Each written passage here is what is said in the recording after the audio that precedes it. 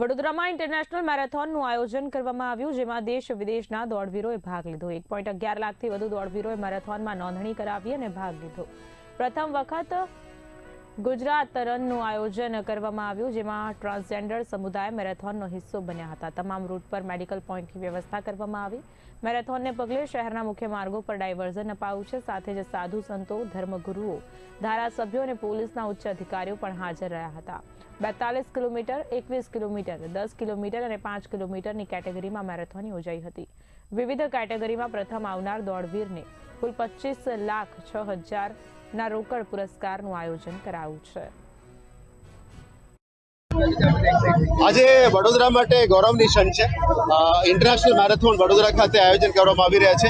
MG Motors International Vadodara marathon 42 kilometre, 21 kilometre, 5 kilometre, ગાજરા run, heritage run, આવા અલગ અલગ કેટેગરીઝ કરવામાં આવે છે।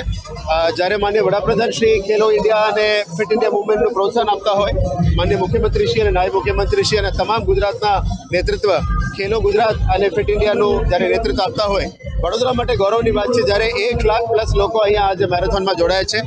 આ ગૌરવની વાત ફિટનેસ ઉપર પણ એક મેસેજ આપવાનું છે, બધાને હેલ્થનું પણ એક મેસેજ મેન્ટેન કરવાનું છે।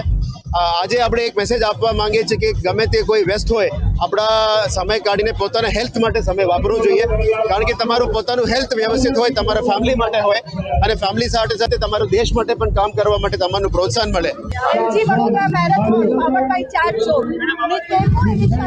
બહુ સુંદર રીતે, બહુ ઉત્સાહ અને ઉર્જાથી સવારે 4 ને 10 થી ફ્લેગ ઓફ થઈ રહ્યું છે। 42, 21, 10 ને 5 કિલોમીટર ટાઈમ રન, આપણો જવાન રન, આપણો દિવ્યાંગ રન, બધા જ રન, એનજીઓ પ્લેજ રન ખૂબ સુંદર રીતે ફ્લેગ ઓફ થયું।